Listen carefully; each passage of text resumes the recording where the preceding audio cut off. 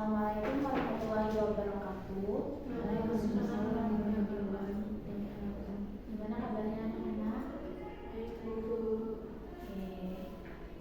Sebelum mulai pembelajaran, kita berdoa dulu boleh?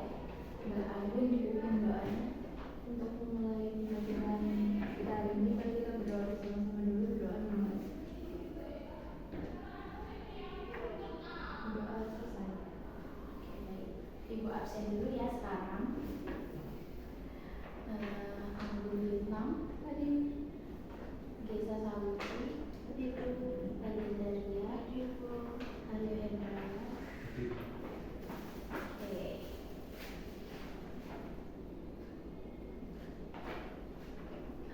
Untuk hari ini kita akan masuk ke bab baru ya. Kita akan masuk ke bab asam basam. Sebelum untuk memulai materinya, Ibu mau nanya dulu nih. Kalian kalau makan acar atau acar kan ya? Itu rasanya apa? Kenapa acarnya bisa asam? karena ada cuka. Nah, betul. Nah, cuka ini termasuk ke dalam senyawa yang asam ya. Asam cuka ini bisa disebut juga sebagai asam asetat. Nah, kalau misalnya yang kedua ada sabun. Nah, kalian kalau misalnya lagi mandi, terus kecepatan sabun itu rasanya apa? Pahit. Karena apa tuh? Sifat dasar. Nah, jadi karena dalam komposisi sabun ini ada NaOH. Nah, NaOH ini termasuk senyawa basah. Nah, karena ada ion OH- ya, maka rasa dari sabun tersebut pahit. Selanjutnya Ibu akan memberikan video mengenai senyawa apa aja sih asam basah yang ada di sekitar kita.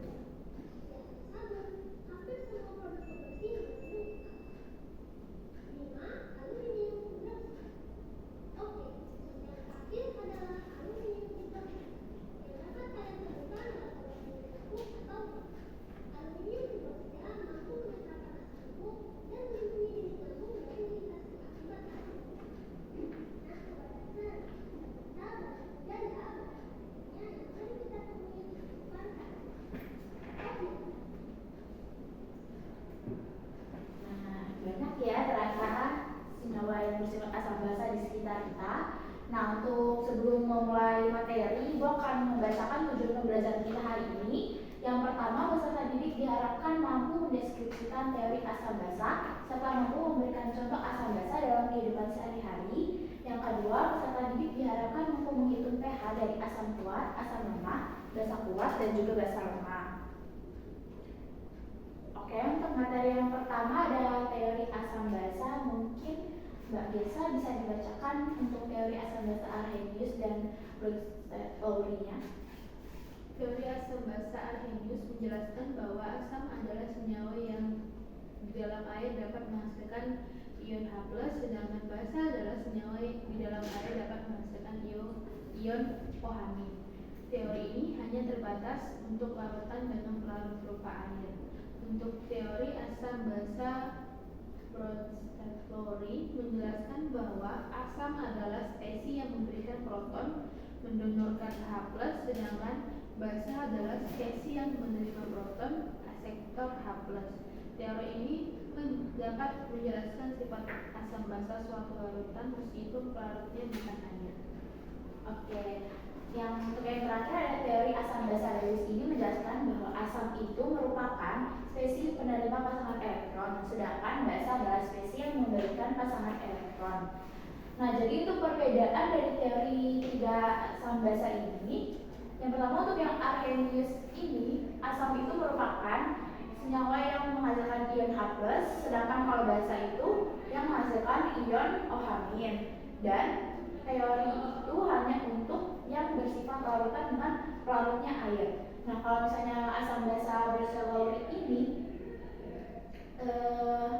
asam itu merupakan yang menerapkan proton, sedangkan basa itu yang menerima proton. Dan untuk yang terakhir ini, asam basa Lewis, asam itu merupakan senyawa yang menerima pasangan elektron, sedangkan basa itu adalah senyawa yang memberikan pasangan elektron.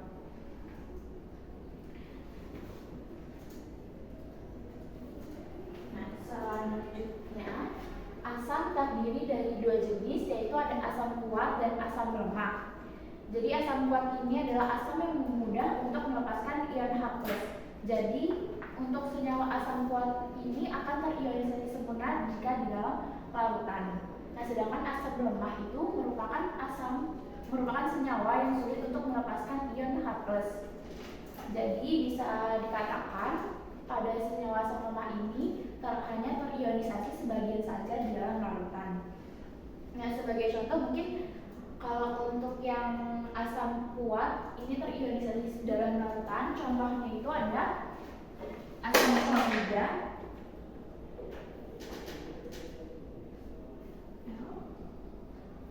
dengan air.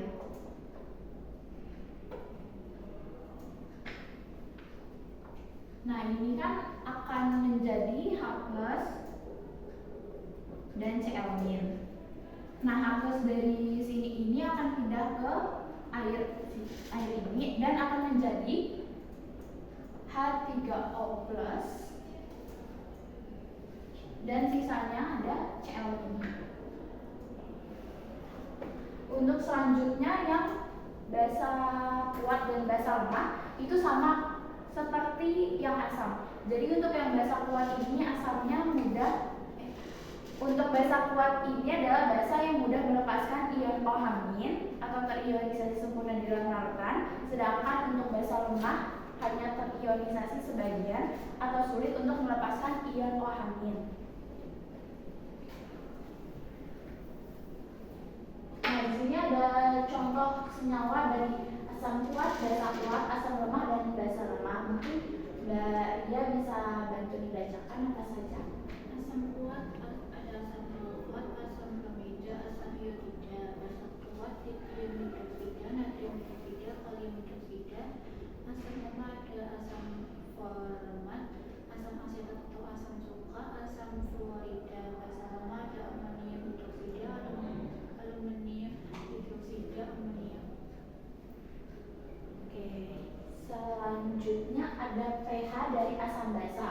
Jadi untuk menyatakan tingkat atau derajaman suatu larutan ditemukan suatu bilangan yang sederhana.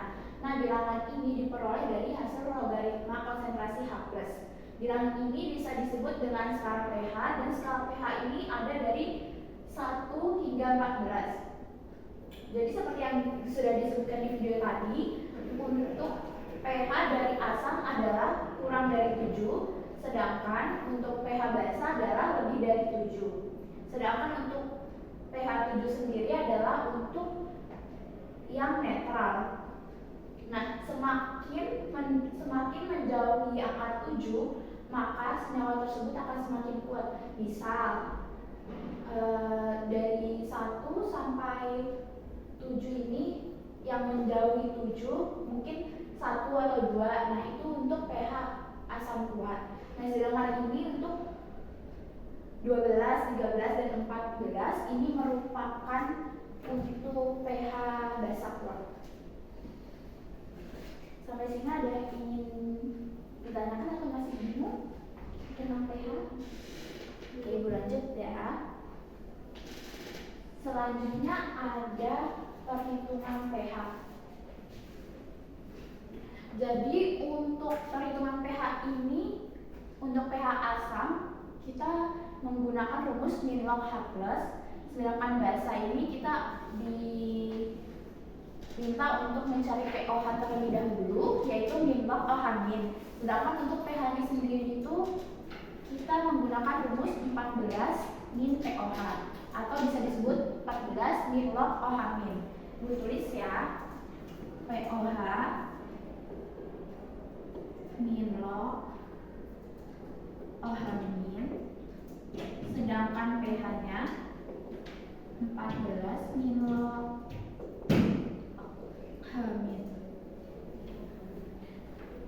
Nah, untuk asam kuat dan basa kuat, karena merupakan reaksi berkesudahan, maka untuk mencari H+-nya kita hanya menggunakan rumus valensi dari asam tersebut dikali dengan konsentrasi asamnya. Nah, sedangkan untuk basa kuat kita menggunakan rumus valensi dari basa tersebut dikalikan dengan konsentrasi dari basa.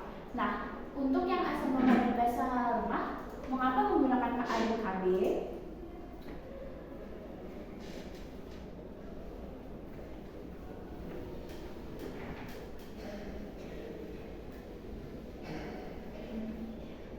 Nah, untuk yang asam lemah ini menggunakan Ka karena reaksi dari asam lemah ini merupakan reaksi kesetimbangan, maka dapat dituliskan sebagai berikut.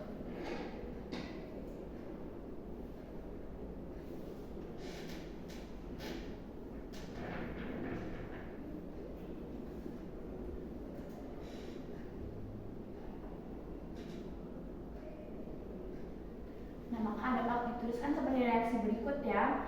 Nah, untuk rumus dari kesetimbangan asamnya ini, kita dapat menuliskan rumus Ka sama dengan H+ dikalikan dengan amin dibagi dengan konsentrasi dari asam.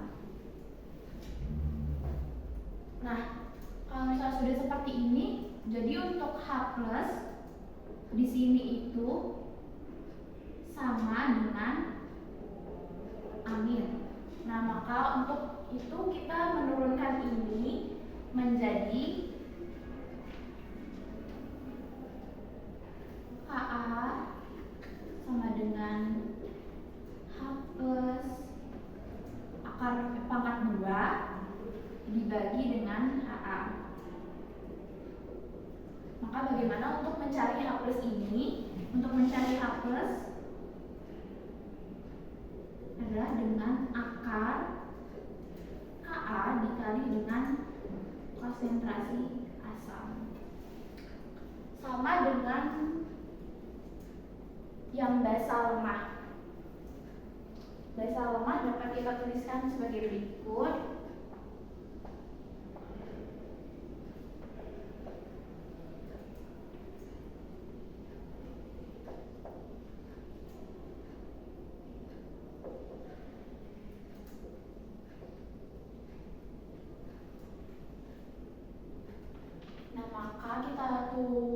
kita masukkan menjadi KB sama dengan M plus dikali OH min per MOH. Maka dapat kita turunkan untuk mencari OH min adalah akar dari KB dikali dengan MOH. Seperti ini. Apakah ada yang masih bingung untuk menghitung KA dan KB-nya? Tidak, Bu. Ibu lanjut ke contoh soal. Nah, di sini ada contoh soal, 4 contoh soal masing-masing, yaitu asam kuat, asam lemah, basa kuat, dan basa lemah. Untuk soal pertama boleh kita tolong bacakan, Mbak? Pertama, tentukan konsentrasi ion H+ dalam larutan H2SO4. H2SO4 berarti senyawa apa? Asam sulfat. Maksudnya asam kuat atau asam lemah? Kuat, asam kuat. Ya, itu kan yang ditanya tadi hanya konsentrasi ion H+ ya, bukan pH-nya. Maka kita masukkan rumusnya, yaitu tadi dikalikan dari valensi dari asam dengan konsentrasinya.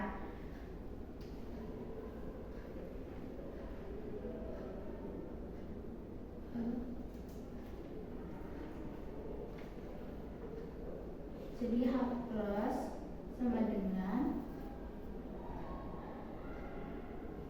sebelumnya kita tulis dulu reaksinya ya.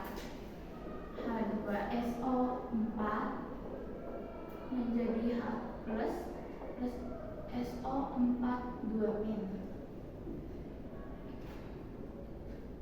Ini 2. Nah, ini valensinya 2 ya. Jadi untuk menulisnya ini H+ valensi dikali konsentrasi. Yaitu valensinya ada 2 dikali konsentrasinya di situ sudah disebutkan ya, 0,02 M. Maka untuk konsentrasi ion H+ adalah 0,04 M. Untuk yang kedua adalah, bisa minta tolong bacakan lagi. Tentukan pH CH3COO4 0,05 dan derajat ionisasinya 1%. Nah, kalau misalnya itu berarti senyawa apa?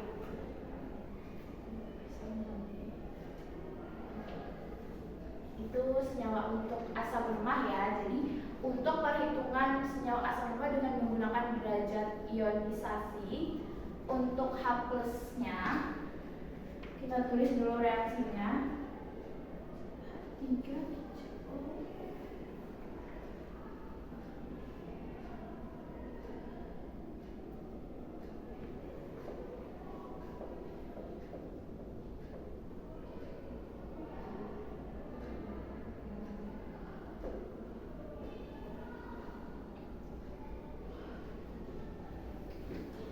Jadi untuk H+-nya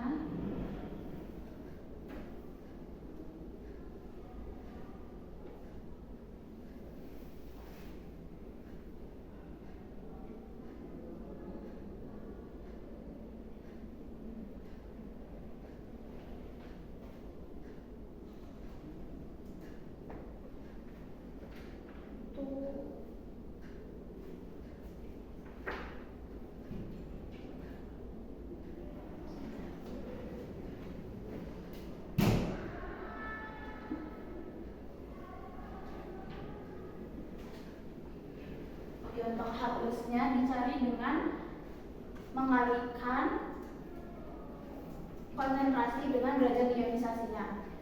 Jadi konsentrasinya M dan derajat ionisasinya kita tulis A. Untuk konsentrasinya adalah 0,05 ya. Dan derajat ionisasinya adalah 1 1% ya. Bisa kita tulis dengan 1/100 atau 10 pangkat min 2. Nah ini jika dikalikan maka menjadi 5 dikali 10 pangkat min 4. Nah untuk mencari pH nya, ada yang tahu tadi gimana untuk mencari pH dari asam lemah? Min log.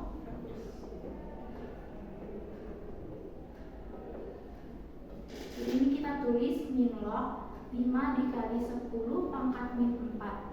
Maka 4-nya pindah ke sini, maka menjadi 4 min log 5 untuk pH dari CH3COO.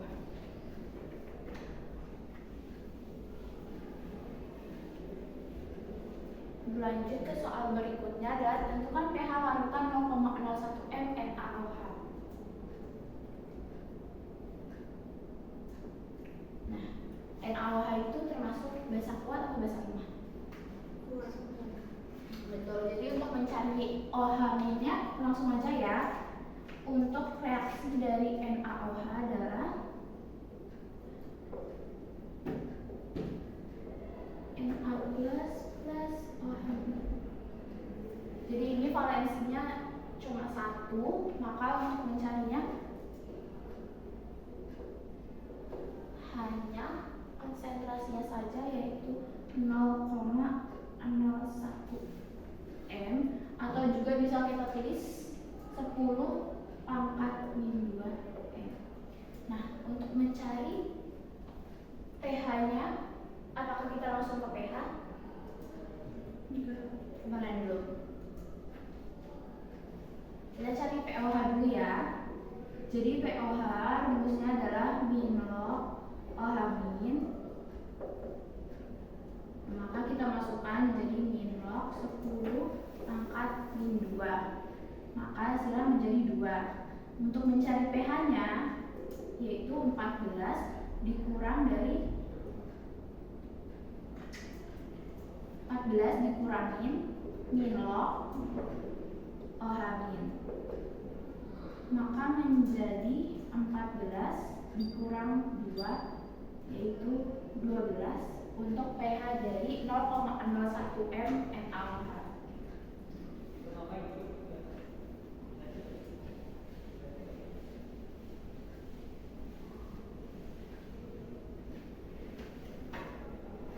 Untuk yang selanjutnya, tentukan pH larutan AlOH3 0,1 m jika Kb-nya adalah 2,5 dikali 10 pangkat min 6. Untuk larutan tersebut apakah basa kuat atau basa lemah? Basa lemah ya. Jadi kita menentukan OH minnya terlebih dahulu. Min AlOH.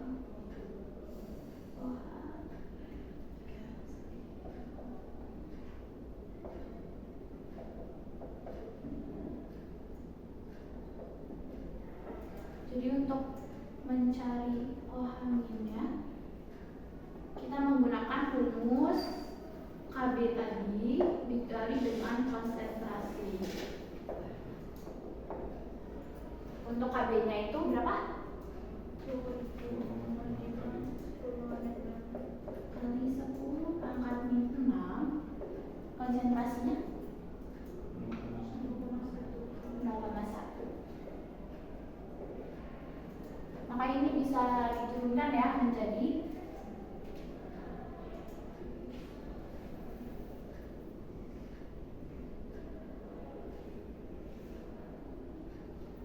menjadi 25 dikali dengan 10 pangkat min 4. Kira-kira hasilnya berapa?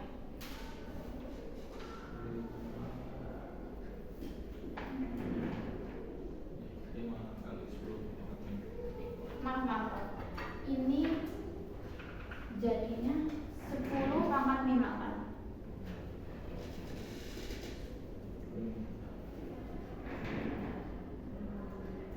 Kira-kira hasilnya berapa?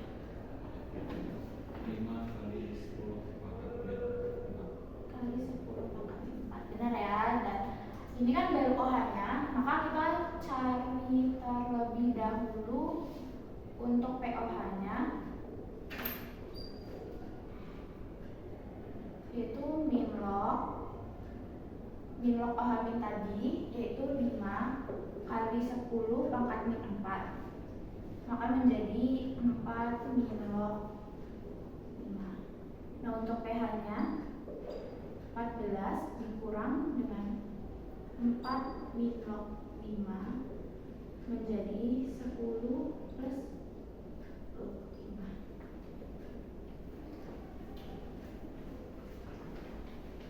Sampai sini masih ada yang bingung? Oke, selanjutnya Ibu akan membagi kalian menjadi 2 kelompok ya.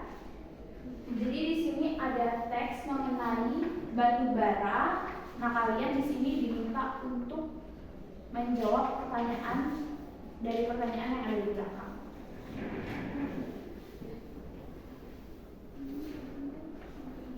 Kira-kira butuh berapa menit?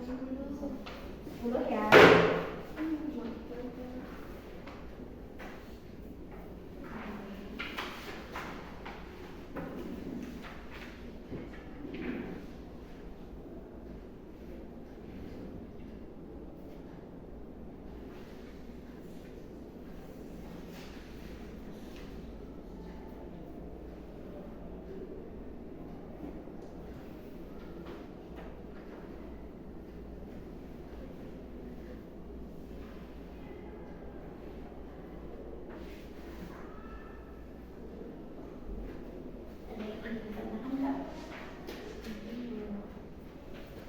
Jadi ini nanti kalian carikan, tadi kan ada ini ya, teori asam basa itu ada 3, dari Arrhenius, Bronsted Lowry, sama Lewis.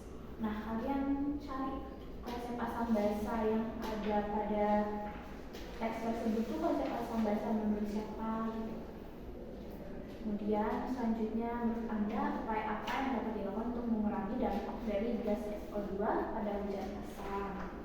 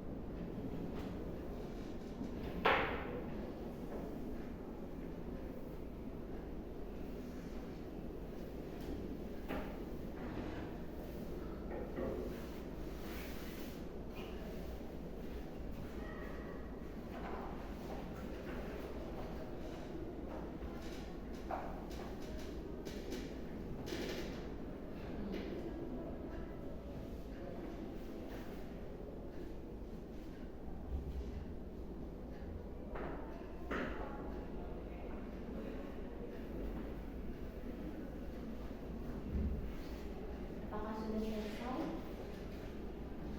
Sudah. Kelompok yang satunya apakah sudah selesai? Sudah. Oke. Boleh dibacakan mungkin untuk kelompok nomor 1 jawaban dari yang pertama.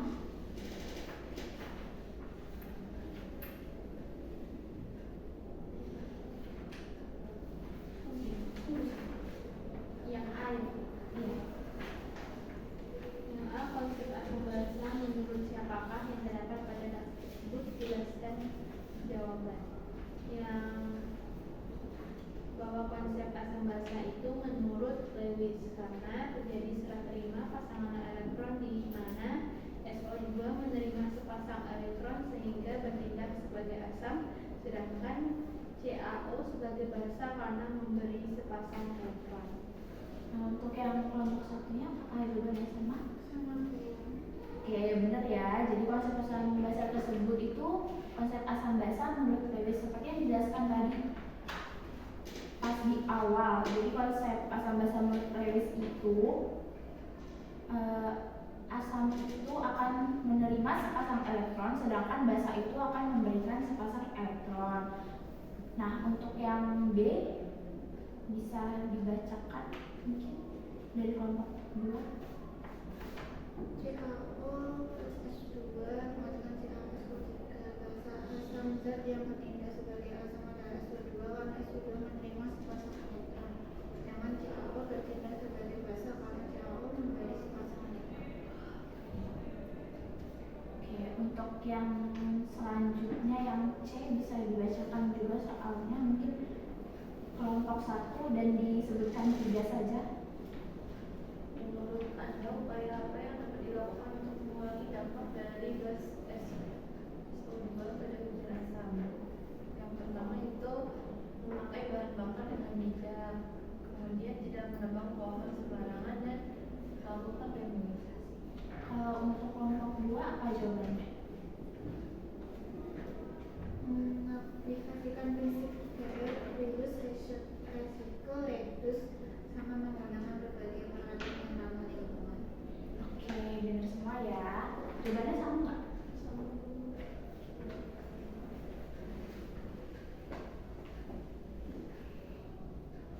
Jadi untuk pembelajaran hari ini materinya sudah bisa disimpulkan untuk pembelajaran hari ini mungkin Mbak Gesa. Untuk pelajaran hari ini itu menjelaskan tentang masuk asam basa. Salah satunya ada Lewis, yaitu menerima pasangan elektron dan itu asam dan untuk basa itu memberi sepasang elektron. Ya, betul. Jadi untuk pembelajaran hari ini sudah sampai sini. Jadi untuk minggu depan kita akan belajar tentang indikator dari asam dan basa. Bisa untuk dipelajari terlebih dahulu di rumah. Dan untuk minggu depan sebelum kita melakukan pembelajaran, sebelum mengerti materi, Ibu akan mengadakan tes untuk perhitungan dari pH tadi ya. Oke, mungkin untuk pembelajaran hari ini sudah selesai. Ibu tutup. Terima kasih. Wassalamualaikum warahmatullahi wabarakatuh. Waalaikumsalam warahmatullahi wabarakatuh. Terima kasih atas ya, gimana Kak Sapaan? Menurut